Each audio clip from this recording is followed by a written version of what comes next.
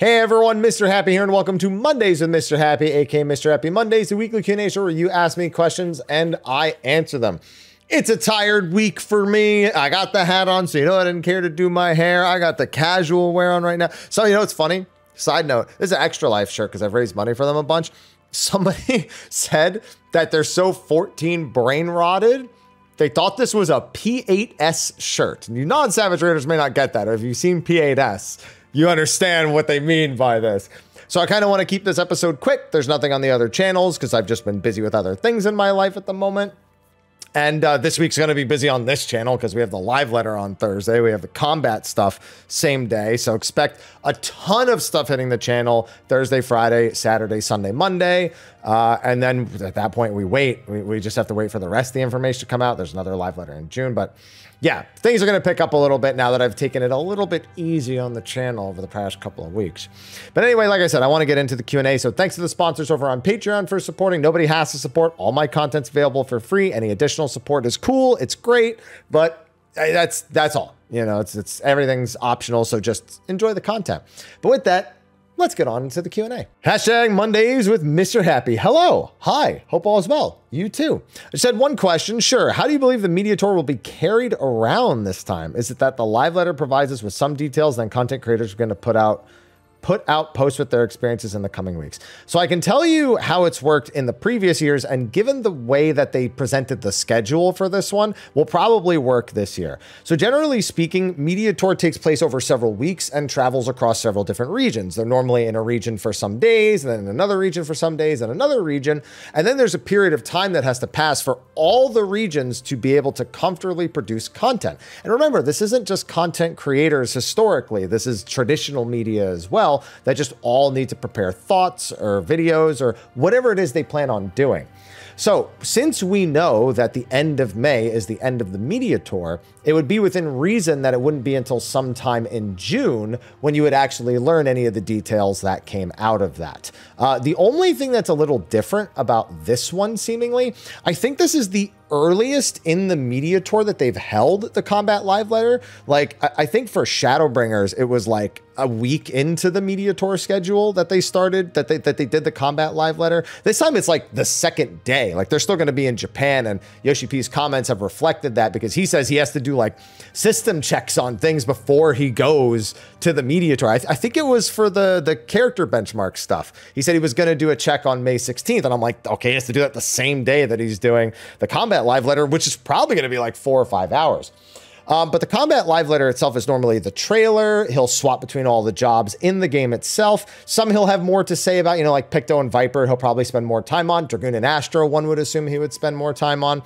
And any other job that's being significantly changed, he'll probably spend more time on. A lot of other jobs, though, he might just like speed through a few comments, be done with it in like 3 or 4 minutes. But either way, I expect it to be a really long live letter. And then the ultra gritty stuff, like I said, sometime in June would be within reason based on the way they've done it previously. Hashtag Mrhappy Mondays. Hiya. Hi, how you doing? Tired, like I said, but I'm doing all right. Appreciate you reading my questions last week. And yes, I was like, I think I remember it was like, whew. Yeah.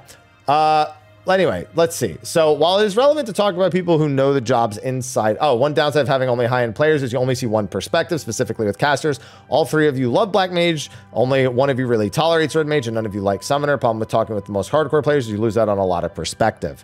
I disagree.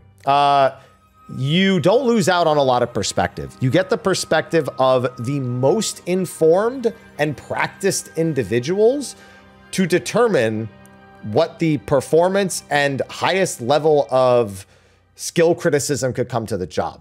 So that doesn't mean another player can't enjoy it, but just getting another player who's casual, who feels differently, who may, like, let's say, like Summoner more, yeah, that's fine, but there's no insight there. That ends with them liking Summoner, despite the fact that other people who are more experienced don't have a lot of positive things to say about it. So I disagree. You're getting the highest level of perception, and at the highest level of perception, Black Mage is the most satisfying of the 3 casters. But that doesn't mean everyone has to like Black Mage.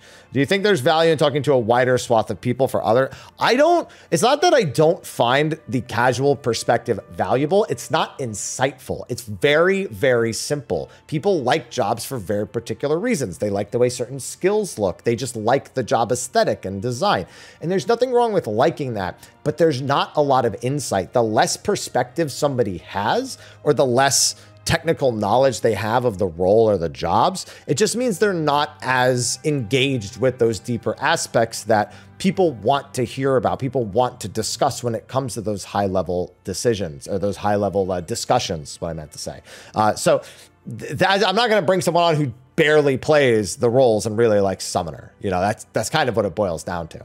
Hashtag Mondays with Mr. Happy. Hey, Happy. Hi, how you doing? I'm doing all right. You doing all right? I'm doing all right. Short and simple, what are you expecting for the next exploration zone from Dawn Trail? What functions are you wanting most? I think it would be almost arrogant to say that I expect something specific from it. I can tell you that Bozia is, in a lot of ways, perfect as an exploration zone. What it fails in are A, the aesthetic. The war aesthetic really doesn't do a lot for a lot of people. And B, the reward structure long-term. Eureka mastered the reward structure. There's lots of reason to go back. There's a reason why it's always busy, even though you cannot level in there. There's no like way to level from 60 to 70 through Eureka. Bozia, however, has a massive lack of long-term reward interest. That's why Delibrum Reginae Normal is such a pain to do without going into Discords, especially if you want to farm it for the Relic. And it's why the participation in the individual like Dalriada and Castrum raids is also not very high. Most people just want to go to the zones and grab some levels, and that's it. Clusters aren't as fun to farm. They're not as valuable in a lot of cases. They don't feel as time-worthy. There's nothing like really chill like buns in Bozia. It's just a lot more appealing to the higher end person like myself who likes the duels, who likes the inclusion of more high-end raids with lots of people. But we also did all of it, and now it's just kind of left in the dust, and it's just not in a survivable enough state. So realistically, stuff that has a lot of the function of Bozia, which I think also had a better action system, better item system as a whole, but more forward thinking on reward structure. It was a problem they had in Endwalker a lot. It's a problem that this had in particular in Shadowbringers, and we don't want to see it repeat. That's fair, I think. Hashtag Mr. Happy Mondays. Hey, Haps. Hi, how goes it? It's going pretty good. How's the days going? My days are going swell. So what does your gym workout need to start going? Yeah, I already saw that in the all caps right here. Okay, for the serious question. It stood out like a sore thumb. Really hope they don't remove barred dots because I think out of all the classes with a dot, it's the easiest dot to manage. When I found the way to keep the dots up easier, I started if rarely ever letting my dots fall off. If you change your song, it's just Iron Jaws because dots are 45 seconds. No. So you've made a large error here. You don't just Iron Jaws when you change songs, because Iron Jaws you do about 15 seconds, like 12 seconds into your opener. So you do that in order to snapshot the dots to get your buffs for a longer period of time, which means at that point, sorry, I had something in my mouth that was bugging me. Then it's about tracking the dot itself. So your idea makes sense on paper, but ideally you don't just Iron Jaws when you change songs, because that's not the ideal way to play the job. There's a lot lost by doing that. The main reason why I expect it to go is because dots are very finicky. They're very rigid in Final Fantasy XIV. They go in, they tick all at the same time, and if any boss is alive for even just a fraction of a second less than the time it takes for that dot to tick, it's like that last little bit is just kind of lost. And while there is some very minor skill expression in knowing exactly when to time the dot so you can get all the ticks and not lose potency while still doing the other stuff, especially when a target is close to dead, it always has this weird feeling. Now, here's the thing. I don't think a dot job is hopeless in 14. I just think they haven't made a job that works with it perfectly. And I do think Old Summoner was as close as they were going to get. I think it still needed some tweaks. But if you go back and fine tune more of those things, I think we can get a full dot job again. Then it's just a matter of the large scale content where sometimes there's too many debuffs on enemies and that can cause other problems. But that's something they should fix anyway. because that shouldn't be an inhibiting factor. So there's just a lot of technical aspects that stop it, and it's why they moved away, and it's why I continue to expect them to move away. Mondays with Mr. Happy. Hey, Happy, how are you? Hi, I'm doing great, thanks. Apologies in advance for the small essay. No, after last week, this ain't nothing.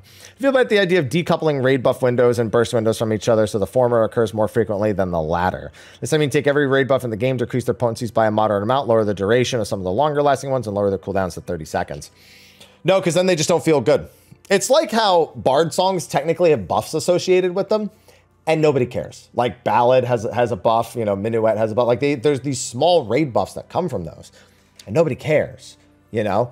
And that's all you're gonna do. You're gonna create a situation where every buff is like 1 or 2%, and it lasts a little bit of time. And then it's honestly not much different than just having dots. Funny with the previous question. It's like a dot that is maintained on you because it's a buff instead of a debuff. So, and they don't want that. So that doesn't in any way seem like a good solution to me. I think just creating a wider variety of buff windows so that the outlier differentials are not so set in stone at that 2-minute mark makes for a smoother damage curve, which makes balancing a lot simpler and a lot easier. And then, did I remember you said, oh, small essay attached to the question? Yeah. Small every 30 seconds would allow. Okay, so you are saying to do the variable windows, and I do agree, but I think 30 is a little too short for a buff. I think 60 is the minimum. 60, 90, 120, 180 is where you should have all of your buffs. You should make sure they're different across the various different jobs and roles and whatnot. So, but doing it where they're all like only 30 seconds, no, definitely not that. That's then they all feel pointless, upkeepy, and not fun. Hashtag Mondays with Mr. Happy. Hello, Mr. Happy. Hi, I hope you're doing well. You too. I'd like to ask, do you still use double jump coffee? So I do not. I loved working with them initially, but after some time, it was really difficult for me to get paid. And so I've kind of just taken them off. I started working with Advanced GG because those types of things are more popular amongst creators. But I can tell you right now that if given the opportunity, I'd love to work with a coffee sponsor more than anything else. Right now in the mornings, I go and I get breakfast and coffee from a local place, you know, just a small kind of a hip location. So I'm supporting a local business. But I do want to get back. What I used to do is I used to have a stainless steel French press, and I would make my coffee every morning. I was kind of lazy with cleaning the French press. So eventually I just kind of got away from using it, and now I don't use it at all anymore. That's it. And I prefer a light or a medium roast. For those who don't know, dark roast is very bold, very good flavor, but has the lowest caffeine content. And I'm a bit of a caffeine fiend. So I like to stick to my light, mostly medium roast. Medium roast would be the nice middle point, obviously, where it tastes a little bit better, but the caffeine content's still just that little bit higher like I need it. And I'm not too particular about the beans themselves, but I'll also, when I go back to it, buy beans from that local place, because that local place does just sell their own blends of beans and stuff like that. So yeah, I would like to return to that. Hashtag Monday with Mr. Happy. Hello, Hap. Hi. Halfway through this vid, when I get to the diet question, maybe want to ask what keeps you motivated. Do you have advice on how to stay on track with goals and keep a good work ethic? I find that the sooner you decouple goals from numbers, the better you feel doing it. So for example, when I first was being very disciplined last year on what's it called? Caloric deficits, I tracked it all, and I tracked it all to a T. And eventually I became very knowledgeable about A, what I needed in a day, B, what everything I was eating was, how much of it was, you know, affecting my body, like where it was on that caloric amount. And then C, not using the app, because using the app is sometimes very stressful. Very, very, very stressful. And that can cause people to just backslide and ruin it for themselves in the long term. So I found that working to decouple myself from that, to improve the habit first, and then once the habit is good, I don't need to track everything to the exact T anymore, was way better for my long-term motivation, and in this case, my good work ethic as well. Now, keeping the good work ethic is, again, because I didn't have to obsess over getting those exact values as much anymore.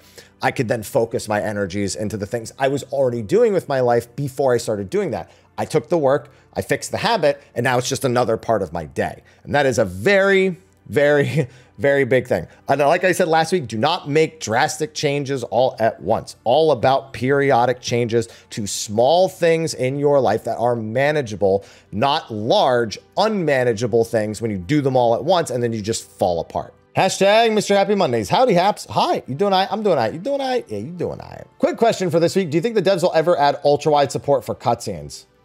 I mean, it would be arrogant of me to say yes or no, because they've never given any indication, but they've never shown a propensity for adding better ultra-wide support. So I'm gonna have to say I don't think it's a priority. I think there are way more important things they're concerned with, and that this would be so far in the back burner that I wouldn't expect it. I think that's my politically in the middle kind of answer to instead of saying yes or no kind of deal.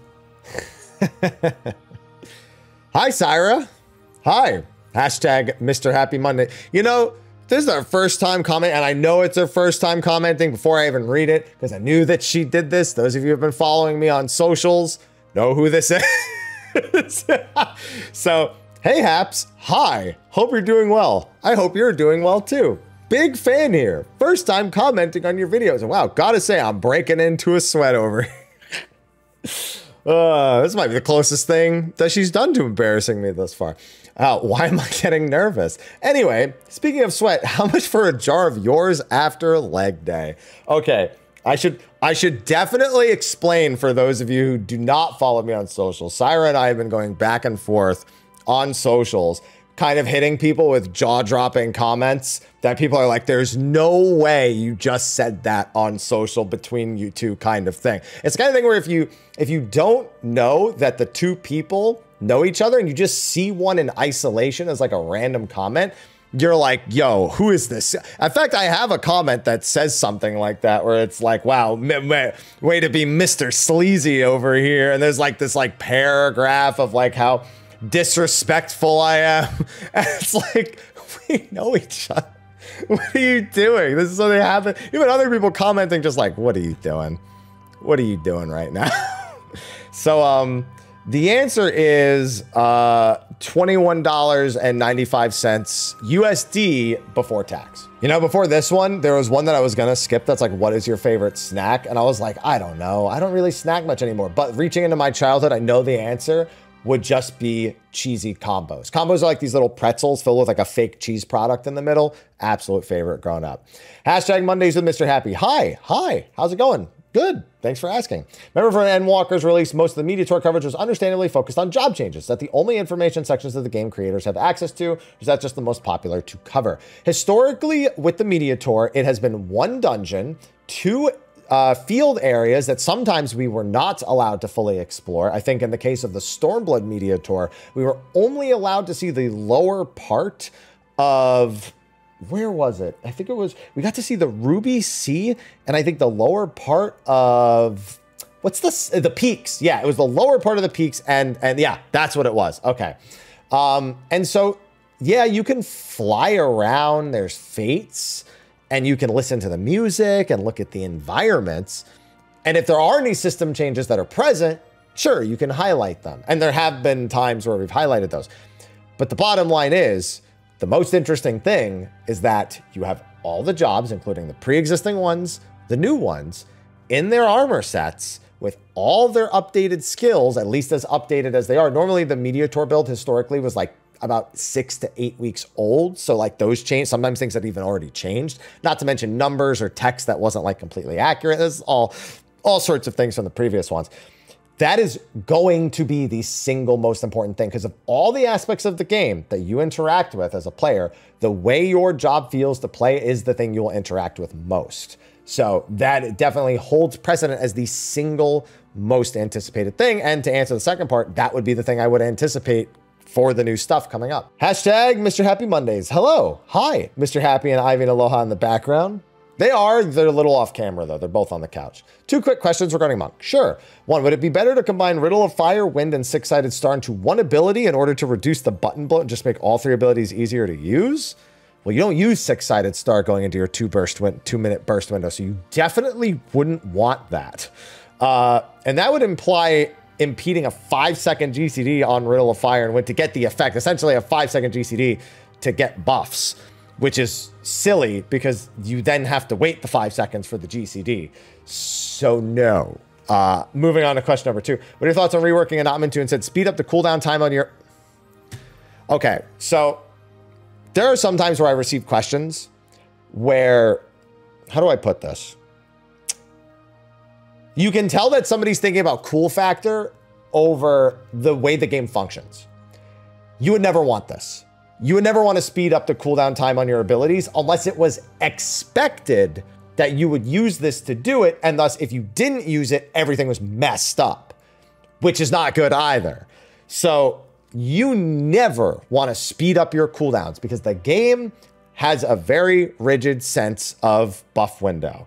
Even with the better Shadowbringer style buff alignment, the 60s, the 120s, the 180s, all that, you still would never, ever, ever want to speed up your cooldowns because unless you speed them up into a different burst window that is somehow more beneficial, you are in no way helping yourself. So no. Now, steadily refilling your gauge is fine, but the gauge itself on Monk has issues. And so I would rather, and okay, and then let me phrase, there's no point in it doing that because you already have another button that refills your gauge and you press that several times. Now you could argue that it's better to press an Ottoman than it is to press that. And it's just a little bit easier. And sure, I could agree to that, but it's redundant with the design. So no to all of this. Hashtag Mondays with Mr. Happy. Hi, Mr. Happy. Hi. Hope you had another wonderful week. I had a fantastic week. Thank you. 2 questions. 1, is it okay to say I main a job even if I don't take it in the high-end content? Yeah. It's the job you play most is the only thing that defines main. Now, that gets a little tricky. Like, I play Sage a lot right now, but when I say Sage is my main, no, because I do high-end raids, and thus, I would consider the job I take into there to be my main job. But if you were not doing that and you were playing Sage literally all the time, then yeah, you would just go ahead and say Sage, right? So it's about the context of the content you're doing. And some people don't even really do combat content a whole lot. They may like role play or go to clubs or whatever, but they still might have a favorite job. And I would still say, even for them, when not doing a lot of combat content, I would consider that their main, in all honesty. 2, this is a weird question, but I need to get it off my chest. Just finished watching your last Dawn Trail speculation, came off feeling kind of guilty. Whenever someone brought up how the game has changed, felt like a part of the blame was being placed on newer casual players. Started playing around 4.5, 4.55, so came right when that big shift between Stormblood and Shadowbringers. Not trying to bend the game to my preferences, I just take 14 as it comes. So here's the thing. It's not based on casual or new. It's based on feedback everyone gained. And everyone who's a high-end player knows this. A lot of the things they did were the results of feedback a lot of people were getting. Not just casual players, not just new players, longtime players, and hardcore raiders as well. It is the grand result of the feedback that we have given over the years. And it's thus on kind of everybody for making things the way that they are. I can't really think of any one particular thing that was said that specifically places the blame. Now, we could say that a change makes things better for those players, and that can be true. But that doesn't necessarily, the thing is that doesn't necessarily mean the change was a good change, which may be where you're kind of drawing the line between, it's like, you know, I don't want it to be to my preferences. That's not really what it is. But a lot of the times it's like, there's like a bottom line they want to hit for accessibility. And that, what they as devs have never realized is that that bottom line doesn't stop ever. So, for example, they said, oh, you know, it was really hard for people to track all the different buff windows. So instead of having 30s and 60s and 90s and 180s and all that, we just made the majority 60 or 120. You know, it's really simple. Once a minute, you'll take care of your own personal stuff. Every 2 minutes, you'll just tie everything together, and it's great. That created a different problem in favor of chasing something that made more sense for the average, or for the average player, or for like regulating job design even amongst hardcore raiders. They created a different problem with critical hit rate outliers during those very small windows of massive boosts in strength. So that was the big thing. They've taken feedback from every corner of the game and just kind of put it into a spot that makes sense on paper for, as you've said, the more newer casual players, because that's the bottom line that they want to hit. They want those players to feel like they can take the next step up, and they should feel welcome. It just created other problems in the process that We are hoping they value resolving some of those issues instead of approaching that kind of low accessibility ramp that has created those problems in the first place. It's a very delicate situation. It's very hard to get right. And at the end of the day, I don't think many people genuinely blame them for getting to this end point, nor do I think any hardcore raiders particularly blame new or casual players who, quite frankly, don't even follow the rule sets that have been created specifically for them. So thus, it doesn't even really make sense to blame them. So it's just, it's tough. Good old days is boomers being nostalgic about stuff we liked before. You never listen to us in a bubble. You take the feedback of everything as a whole, and you see how you can make it better from there. Hashtag Mr. Happy Mondays. Hi, Haps. Hi. You doing all right? I'm doing all right. You doing all right? I'm doing all right. I know you've talked about this on Stay the Realm before, but I get the exact episodes, but I forget the exact episodes to go rewatch them. How many more jobs do you think they can reasonably add to the game? They can add as many as they want. Whether or not that means a better game is not always so set in stone. I mean, sometimes you have an overbloat of jobs, and now all of a sudden balancing them becomes such a nightmare that people who favor some are more likely to be left out if they're not perfect. It's definitely a really tough spot, but there's literally no reason they need to stop adding jobs as long as they themselves can balance, add, and retool what's already there. So that's on them. That's up to them to decide. What I think will eventually happen is we will get one job per expansion. I wouldn't have been surprised if 7.0 had been that expansion. I won't be surprised if 8.0 is that expansion. But they themselves have said that a new job is a massive selling point to a new expansion. And thus, it's kind of something they feel like they have to do. Another comment they made was that they feel like they have to add a DPS every expansion, which now creates that concern. If they only add one, it very likely has to be a DPS under that pretense. Will they move away from that philosophy, or will they only add one new DPS in some expansions and then two jobs whenever they want to add a tank or a healer? There's lots of solutions, but it's on them, and there's no way to know what their kind of break point is on that. Hashtag Mondays with Mr. Happy. Ayo, Mr. Happy. Hello. Easy questions, I hope. Well, what is the one thing from the game one thing from other games that Dawn Trail should have? Also, are there any summoner abilities from 16 that you would like added to 14 summoner? No, because they don't make sense. Like they make sense for the way Clive fights. They don't make sense for the way Summoner fights. As for one thing from other games, I mean, this isn't even Dawn Trail. This is just 14. Transmog. Like our glamour system, people like it. People like glam. They'd like transmog better, which is a WoW's version of glam or Guild Wars 2's version of glam. They're better. Take those.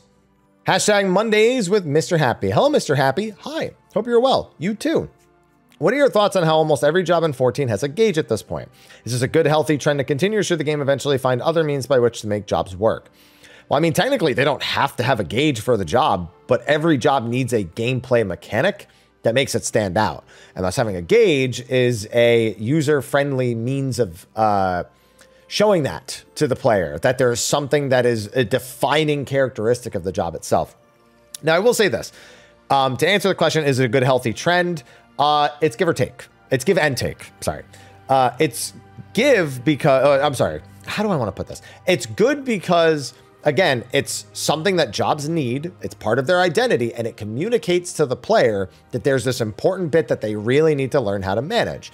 And that's good. You should be able to readily identify your job's most important aspects via a job gauge. However, the bad is that when every single job has a job gauge, there's bound to be overlap, and thus some job gauges become not meaningless, less exciting, because you're like, oh, it's just like that other job. It's just got a different name. And there's plenty of jobs that are like that. Even if the interactions are not one-to-one the same, like maybe the expenditure, maybe of other abilities that interact with it, whatever. At the end of the day, it does create that feeling of like, oh, great, everything is homogenized. They've all got job gauges. Wow, you're telling me I'm going to build up and spend? What do you know? They could probably be more creative with the gauges that they have. I think that's the more important thing to aim for. Hashtag Mr. Happy Mondays. Hey, Happy. Hi. Longtime viewer, first time asker. Welcome. I was wondering if you have your recipe for prog stew written anywhere. It is the exquisite beef stew recipe from the Final Fantasy XIV cookbook. So if you would like to make prog stew, that is definitely one that I would recommend. Plenty of other great recipes in there. That one's particularly good. All right, and I can feel the tired kind of coming on, so I'm going to lightning round through the rest. I haven't done this as much as of late. Yes, I have. So let's see. We had one here. What's a job change that I want to see more than anything? Bard songs. I want them to not be so rigid. That's definitely an easy one.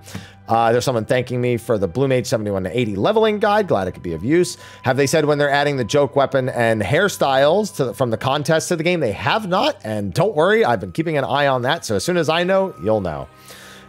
Then we have... first Savage tier for Dawn Trail, the 1 week delay. Unless I'm mistaken, as it stands for the first year of Dawn Trail, we'll get new crafted gear in 7.01 and new cap tome in 7.05. No. The way that... Now, they could do that, but there's no reason to believe they are doing that. The way it's always worked for the expansion launch since we've had crafted gear is it's expansion launch, just story, extreme trials, you know, new fate stuff, new treasure, like whatever. There's like updated old systems, new hunts, you know, all that stuff. Then in 7.01, we get the normal mode raid and usually like maybe some job changes or like some other small updates, you know.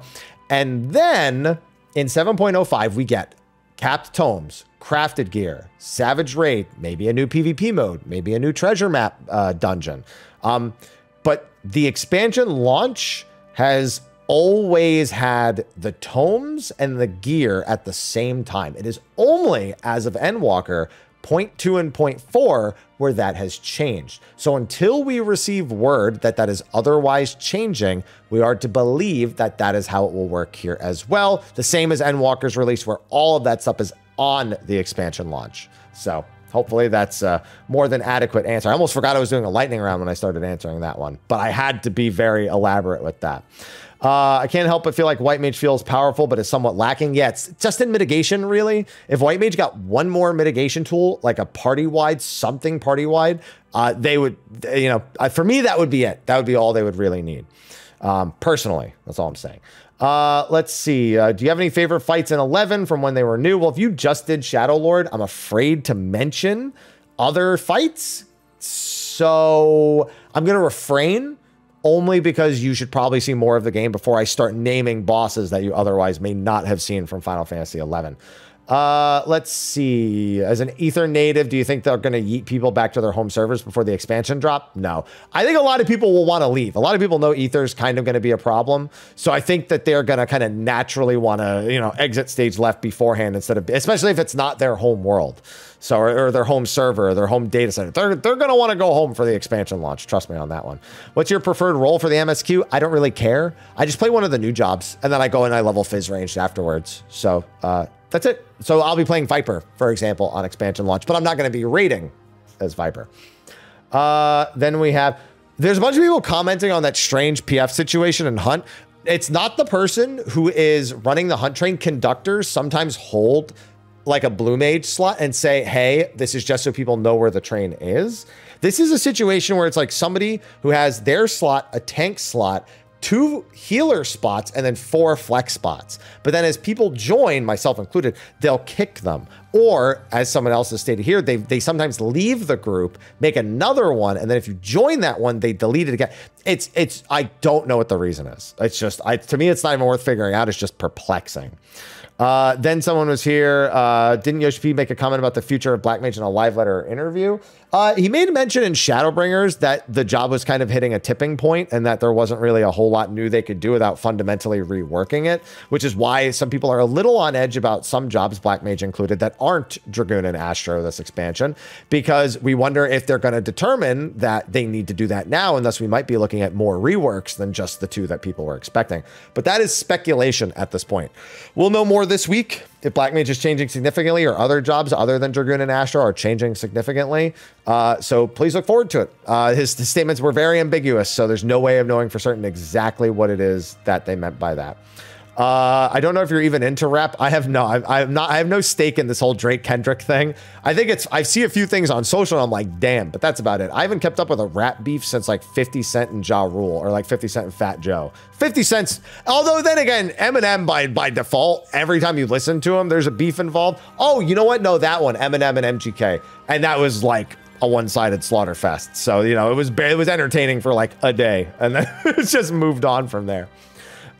Then we had here, heard a lot of people say they're relatively unhappy with Scholar. I don't play a lot of Scholars, so I honestly can't comment much on it. And I don't want to act like the expert on it. So I don't. Someone asked me if I'm a Josh Strife Hayes enjoyer. I don't really watch a lot of video game content on YouTube. I've seen a few things from him, and I really do like the few things I've seen. But I guess, yeah, enjoyer is the right word. Like, I don't really consume, because I don't consume video game content very often on YouTube. I don't like regularly watch, but the few things I've seen have been great. So yeah, enjoyer. Enjoyer is the right word for it. I like it. Then we had, were you willing to teach newer players or people struggling with higher tier rates to learn them? I don't host my own PFs. I am very brutally honest about what needs to be improved, what needs to be better. I'm not soft-spoken about it at all. And thus I prefer to do most of my teaching in a more controlled environment in the form of video guides that teach habits, that teach mechanics, that teach you what happens when you're punished for doing things wrong.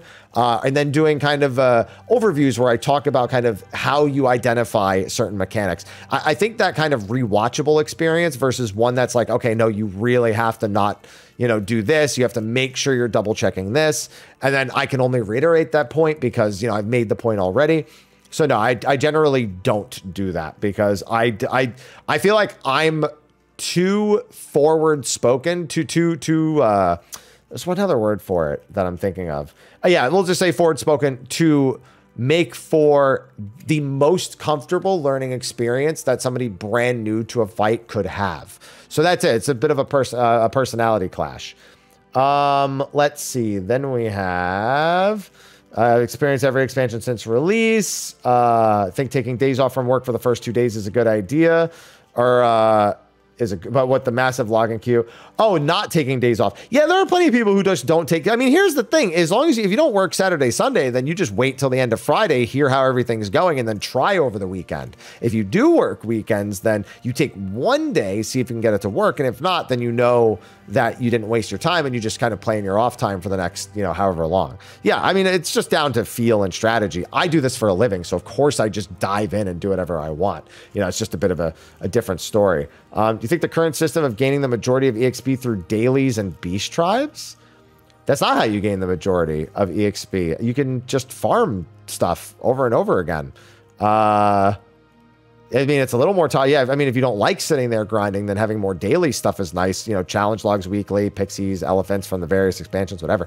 But no, just farming stuff is the fastest way to do things. And no, I can do 1 to 50 in like 6 to 7 hours.